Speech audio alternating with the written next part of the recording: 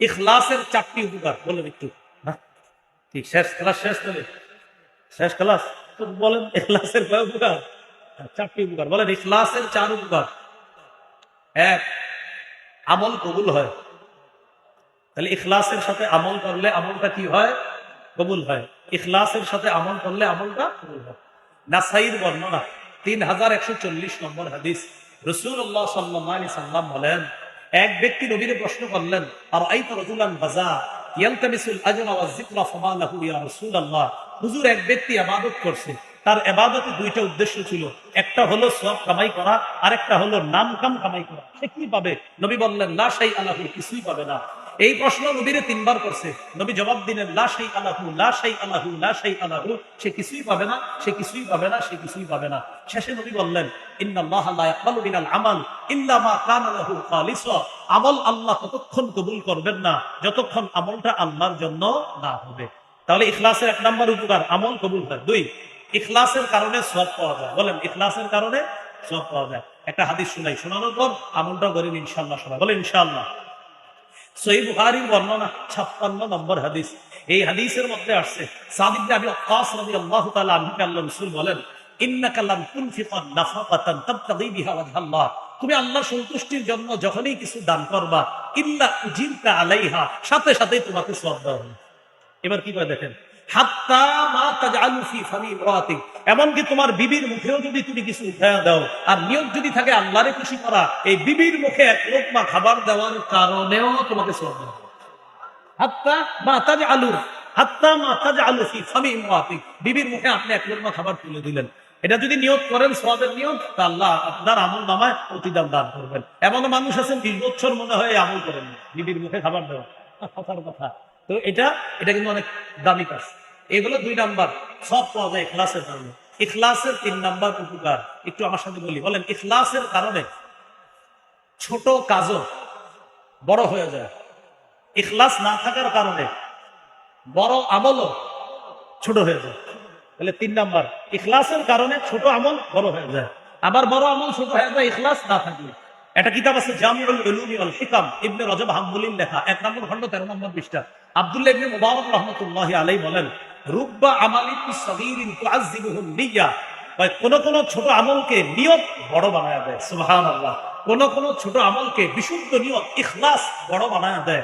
রুব্বা আমালিন কাবীরিন তুসাগগিরুহু নিয়্যা, অনেক বড় বড় আমলকে নিয়ত অশুদ্ধ হওয়ার কারণে, ইখলাস না থাকার কারণে এই আমলটা ছোট বানায় দেয়। আল্লাহ আমাদেরকে, আমরা যেন ছোট ছোট কাজগুলো ইখলাসের সাথে করে আল্লাহর কাছে বড় হিসাবে উপস্থাপন করতে পারি ইনশাআল্লাহ। এগুলো 3 নাম্বার। ইখলাসের 4 নাম্বার উপকারিতা, বলেন, পাপ মোচন হয়। সহিহ বুখারী 3467 নম্বর হাদিস। এই হাদিসটি আপনারা সবাই ছোটবেলা থেকে শুনছেন, আজকে একবার শুনেন। সবাই গল্প আকারে বা ঘটনার মাধ্যমে শুনছেন, আজকে হাদিসটি শুনেন। এক মহিলা কুকুরকে পানি পান করা মাপ পায়া গেছে, শুনছেন না? হ্যাঁ, সহিহ বুখারী 3467 নম্বর হাদিস। সহিহ মুসলিমের বর্ণনা আছে 2245 নম্বর হাদিস। আমাদের মাদ্রাসা পাঠ্যপুস্তক অনুসারে লম্বা হাদিস সেখানে আছে। তো বুখারীর হলো 3467 নম্বর হাদিস। এই হাদিসে আসছে, বাইনামা কালবুন ইতুইফু বিরাকিয়া, একটা কুকুর কূপের পাশে ঘুরতেছে, পানির কূপের পাশে ঘুরতেছে। এটা বুখারীর বর্ণনা। আর মুসলিমের বর্ণনা, আন্না ইমরাআতান বাগিয়ান রাআত কালবান তুতিফু, একটা কুকুরকে একজন ব্যভিচারিণী নারী দেখলো, একটা কুকুর, যে কুকুরটা ইউতিফু, কুকুরটা খালি চারপাশে ঘুরতেছে, কূপের চারপাশে ঘুরতেছে। তো ঘুরতে দেখা ফানাজাআত মুতাআহা, ওই যে ব্যভিচারিণী নারী তার মৌজাটা খুলছে। আর বুখারীর বর্ণনা, ফারাআতহু বাগীয়ুন মিন বাগায়া বনি ইসরাঈল, বনি ইসরাঈলের একজন ব্যভিচারিণী নারী এই কুকুরটাকে দেখছে, দেখা মায়া লাগছে। মায়া লাগার পর দিল থেকে একটা কাজ করছে, নাজাআত মুজাআহা, মৌজাটা খুলছে। খোলার পর পানি দিয়ে মৌজাটা ভিজাইছে। ভিজানোর পর ওই মৌজার মধ্যে যতটুকু পানি আসে, অনেক পানি কিন্তু আসে, এই মৌজা দিয়ে আপনার কি করছে, পানি উঠায় সাকাত কুকুর পানি পান করেছে। ফাগফিরা লাহা, ইখলাস ওয়ালা ইবাদতের কারণে, আমলের কারণে আল্লাহ তার অতীতের সব গুনাহ মাফ করে দিয়েছে। তাহলে ইখলাসের 4টা উপকার জানলাম। 1 নাম্বার, কবুল হয়। 2, সওয়াব পাওয়া যায়। 3, ছোট আমল ইখলাসের কারণে বড় হয়ে যায়। 4 নাম্বার, ইখলাসের কারণে পাপ মোচন হয়। তাহলে যে কোনো ইবাদতে ইখলাস থাকা আর হলো ইত্তিবা থাকা, নবীর পদ্ধতি সুন্নাহ থাকা, সেটা সুন্নাহের আলাদা আলোচনা। এবার টোটালটা একসাথে বলি, মন দিয়ে শুনেন। সূরা জারিয়াতের 56 নম্বর আয়াত থেকে আলোচনা শুরু করেছিলাম। ওয়া মা খালাকতুল জিন্না ওয়াল ইনসা ইল্লা লিয়াবুদুন, জিন ইনসানকে ইবাদতের জন্য বানিয়েছি। ইবাদতের আবিধানিক অর্থ জানলাম, পারিভাষিক অর্থ জানলাম। 2 নম্বর আলোচনায় আমরা জেনেছি কোরআনে মৌলিকভাবে দাসত্বের দুটি প্রকার জেনেছি, একটা সাধারণ দাসত্ব আর একটা বিশেষ দাসত্ব। 3 নম্বর হাদিসে ইবাদতের প্রয়োগ জেনেছি আমরা, যে বিভিন্ন হাদিসে ইবাদতের কিভাবে প্রয়োগ করা হয়েছে এটা জানলাম। 4 নম্বর আমরা জেনেছিলাম উপকার পাওয়ার ক্ষেত্রে ইবাদত 2 প্রকার, একটা হলো নিজে ইবাদত করে উপকার লাভ করা, 2 নম্বর অন্যের সাহায্য সহায়তায় ইবাদত করে উপকার লাভ করা। 5 নম্বর আলোচনা, যেটা আমাদের আজকে সবচেয়ে গুরুত্বপূর্ণ আলোচনা ছিল, সেটা হলো কয় মাধ্যমে আমরা ইবাদত করি। মাধ্যম হিসাবে ইবাদত ছিল 5 প্রকার। 1 নম্বর ছিল আত্মিক ইবাদত, যে ইবাদতের সম্পর্ক কলবের সাথে। 2 নম্বর ছিল মৌখিক ইবাদত, মুখের সাথে।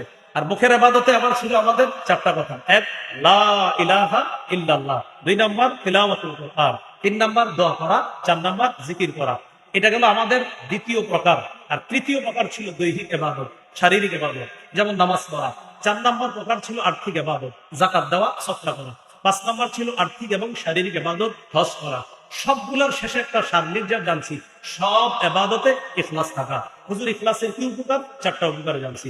ইখলাসের সাথে করার কারণে আমল কবুল হয়, ইখলাসের সাথে করার কারণে সওয়াব পাওয়া যায়, ইখলাসের সাথে করার কারণে ছোট কাজও বড় হয়ে যায়, ইখলাসের সাথে করার কারণে পাপ মোচন হয়।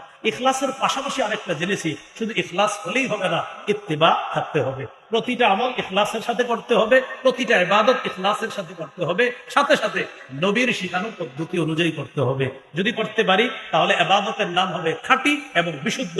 খাঁটি আর বিশুদ্ধ ইবাদত যদি আল্লাহর কাছে পেশ করতে পারি, আল্লাহ কবুল করবেন।